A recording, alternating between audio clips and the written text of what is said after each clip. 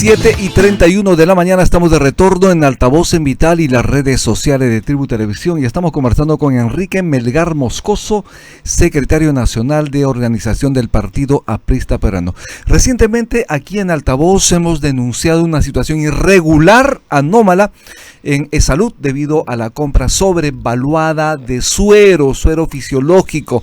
Esto no puede ocurrir. Obviamente, luego de la denuncia, emitió la entidad un comunicado suspendiendo la compra. Sin embargo, ya pues esto genera, digamos, la desazón de la gente. Esto implica que hay detrás situaciones anómalas, corruptas, que deben ser desterradas en el país. ¿Cuál es su visión sobre el asunto? Yo creo que hay que llamarlo por su nombre. Son acciones totalmente corruptas.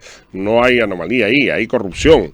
Y esto viene desde el gobierno, bueno, mucho más desde Vizcarra. No nos olvidemos, y creo que sería bueno también visibilizar, ¿no?, que esto ya es una práctica común, sobre todo cuando se declaran estados de emergencia. ¿No? Es increíble que se supone que cuando hay estado de emergencia, en este caso, había desabastecimiento del suero, entonces inmediatamente se compraba. Sin embargo... Además, una crisis generada por el mismo ministro de Salud. Ahí está, eso es cierto. Claro, y hay que ver el trasfondo. O sea, si bien es cierto, es un hecho, no es un hecho aislado. Venimos, y acá hay que decirlo con sus nombres, este es el control de Acuña. Y lo digo así, claramente, porque lo hicimos hace mucho tiempo atrás, cuando hubo el tema de los medicamentos, de la venta de medicamentos genéricos, ¿no? Y fíjese pues que el presidente de la Comisión de Salud es uno de Acuña. Exacto. El ministro de Salud es uno de Acuña. El director ejecutivo de Salud es uno de Acuña. Y casualidad, es donde están surgiendo los mayores actos de corrupción.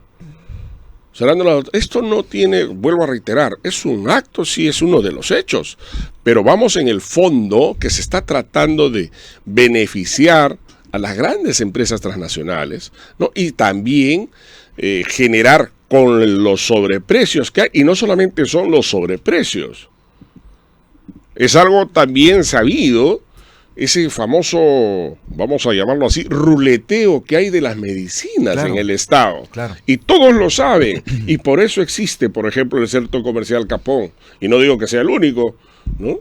Pero es ahí donde van todas las medicinas, ¿no?, que son muestras médicas, que son prohibida su venta, que es medicina del Estado, porque tiene otros precios. Sin embargo, ingresa solo el 50 o el 70%.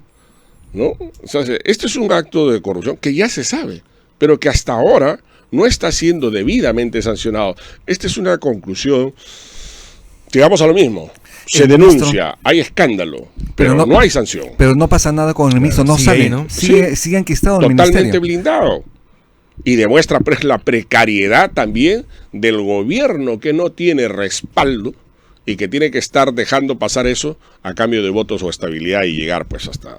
Y de Congreso que lo blinda, ¿no? Pero por supuesto, ¿no? Y son blindajes totalmente... Ahí no hay nada de ideología, no hay identificación con las necesidades populares, nada más, son intereses. Es increíble cómo los del grupo de Cerrón pueden estar votando conjuntamente. Antes nos tildaban de los aprofujimonistas, hoy es el cerronismo, queiquismo y apepismo. O sea, esas cosas tienen que pasar. Y nosotros, y ustedes, y yo agradezco, como prensa, ¿no? Tienen que visibilizar esto a efectos de que haya todo un cambio total. Señor Enrique Melgar, como sabe perfectamente, un 7 de mayo del año 1924 se fundó el Partido Aprista Peruano. Están ustedes próximos a cumplir 101 años, si no me equivoco. Bueno, el 7 de mayo, simbólicamente, con la entrega de la bandera indoamericana, se forma la Alianza Popular Revolucionaria Americana. En México. En México, conceptualizada por Víctor Raúl Haya de la Torre como un movimiento integracionista latinoamericano, forjando, fíjese qué tal visión de estadista de Haya de la Torre, permíteme decirlo así con mucho énfasis y orgullo, porque hace más de 100 años, ya nosotros, o Haya de la Torre, había conceptualizado de que los bloques unidos podrían generar mayor desarrollo para sus países. Lo que ocurrió en Europa, por ejemplo, ¿no? Por supuesto, la Unión Europea, pero 70 años después. Exacto. ¿No? Y ahí de la Torre ya lo visionó en 1924. Ahí se funda la Alianza Popular Revolucionaria Americana como tal, es decir, vuelvo a reiterar, son actos simbólicos porque son actos que vienen desde el 20 hasta el 28, donde presenta justamente el libro que es el artículo que es el APRA, ¿correcto? Donde ya define la línea de la alianza política, de la política de la Alianza Revolucionaria Americana, ¿no? Popular Revolucionaria Americana. Nosotros como partido aprista nos fundamos en 1930, ¿correcto?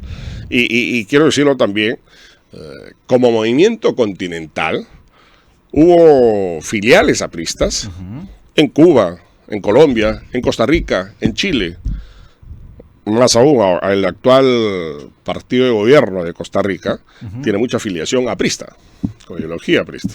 Si el APRA regresa a la presidencia, ¿eliminarían el Ministerio de Cultura, que fue creado durante el segundo gobierno de Alan García? No es cuestión de por ejemplo, ahí obviamente que se tiene que eliminar muchos ministerios. ¿Y de Cultura no? O fusionar, ¿no? Claro, pero es que lo que pasa no es tanto la presencia del ministerio como tal, los objetivos de difusión, de impulso a la cultura, no, es el manejo politizado que ha habido y que ha distorsionado el objetivo real de este ministerio. Yo estoy seguro que se tienen que fusionar muchos ministerios, sí, pero creo que el de cultura tiene que implementarse, eso nosotros lo decimos por convicción. Están surgiendo diferentes corrientes en el Partido Aprista Peruano. Uno de ellos, por ejemplo, está impulsando la agenda social, que en 30, 45 días, si no me equivoco, lo están lanzando aquí. Hemos tenido a Enrique Valderrama, y él lo ha señalado con claridad. ¿De qué estamos hablando cuando se habla de agenda social, cuando se habla de justicia social? Que obviamente en algún sector aprista obviamente genera cierto descontento. ¿Por qué te da pánico, Aarón? Porque justicia social es un término que usa la izquierda para generalmente impulsar más impuestos para los ricos. No. Mal conceptualizado. Es lo que vamos a llamar en el argot criollo, ¿no? Los partidos de ultra izquierda han generalizado y estandarizado algunos términos que en el fondo exactamente, y nosotros no, pues, o sea, vuelvo a reiterar, conceptualmente el APRA es un partido de izquierda. Claro. Y lo digo así claramente. Y en la práctica. Y no significa, y en las épocas, no nos olvidemos que, vamos, en los 31, el 32, cuando hubo la masacre de Trujillo, es el único partido que tiene, increíblemente en la historia, más de 5.000 muertos por ideología, bajo la dictadura de Sánchez Cerro, en Trujillo. Entonces, podría también. Sí, obviamente. Claro. Ahí en aquel entonces nos miraban como los terroristas. Ojo, y así nos tildaba la prensa de un partido extrema. Clandestino en su momento, además. También. O sea, ¿qué no hemos pasado? No por las puras. Y es cierto, cumplimos como movimiento continental 101 años, ¿no? Y esto, pues, es un partido que se ha forjado en base a mística, se ha forjado con ideología y con mucha muerte. ¿Reivindican ustedes este concepto de justicia social? Sí, por supuesto que sí. Porque es el objeto.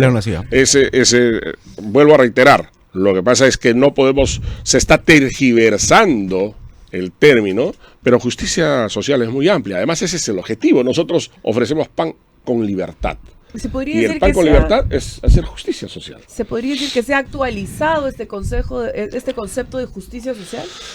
Muy por el contrario, se está reforzando, más que actualizar, se está reforzando. Por supuesto, estamos retornando a nuestros orígenes, ¿no? Que además la realidad así lo exige. Si se busca justicia social es porque hay injusticias en este momento. Pero obviamente es increíble, inclusive vamos a ver como con estadísticas, ojo que el gobierno aprista redujo 14 puntos la pobreza. Claro que sí. Y estábamos justamente para generar justicia social en las grandes mayorías, ¿no? En cambio ahora hay una clase media más bien empobrecida, ¿no? Sigue creciendo la pobreza, sigue creciendo la anemia, es decir, lamentablemente los índices ¿El problema es la desigualdad o la pobreza? La desigualdad, nosotros más que desigualdad, ojo, que ahí la doctora siempre decía, nosotros no venimos a quitar la riqueza del que tiene, Ya está, claro. sino a dar la riqueza al que no tiene. Y es necesario el Riqueza u capital. oportunidad. Ojo. Entonces, Sí, claro, se la ahí base del capital, distorsionamos totalmente a veces en los términos. Como secretario nacional de organización del Partido Aprista Peruano, ¿qué se viene de cara a las elecciones 2026? ¿Cuándo son los congresos? ¿Cómo se están moviendo ustedes? ¿Cuáles son las perspectivas? Bueno, a ver, ya está dado el cronograma electoral, sobre todo para las elecciones de congresistas, Exacto. de diputados, senadores y plancha, y sobre eso estamos trabajando. Nosotros ya obviamente vamos a convocar, esto corresponde a Comisión Política, hacer la convocatoria, y como bien lo has dicho, hay toda una corriente de renovación, y cuando hablamos de renovación no solamente es mostrar o jóvenes o rostros nuevos, sino propuestas y actitudes ni siquiera nuevas, sino que cobran vigencia dentro de nuestra ideología y en la realidad nacional. Y en ese sentido creo que las bases y la mayoría de bases van a responder con una propuesta de un militante, un voto, a diferencia de otros también organizaciones políticas que vienen con ya nombres definidos, ¿no? O clanes familiares o empresas o partidos vientres de alquiler, como llamamos. Nosotros podemos decir con satisfacción que dentro del APRA más bien hay una profusión de precandidatos y todos con Así mucha es. reconocida calidad. Ahí ¿Cuántos está, son en por este ejemplo, momento? Hernán Garrido, está Enrique Valderrama, está Ceballos. Ceballos, está Jorge Castillo.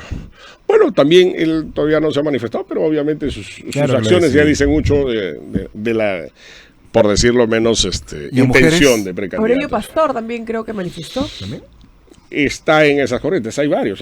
Javier Velázquez, También. que parece que nuevamente ya le prendió el bichito. Y en cuanto a ¿no? mujeres, como dice Rumi, ¿hay alguna posibilidad? Bueno, hay dos que son muy más visuales, que son Mónica Yaya y Carla García. Efectivamente. Como última pregunta respecto, quería que usted me diga cuál es la posición respecto a la reelección de alcaldes y gobernadores regionales que se ha aprobado hace unos días en el Pleno del Congreso. No, en la comisión. Bueno, de- en la comisión, comisión, falta Ajá, todavía. falta que pase a Pleno. Sí, esto nos demuestra pues ese tipo, esas ideas. No nos olvidemos que esto viene ya desde legislaturas anteriores, donde no se aprobó ya en segunda votación.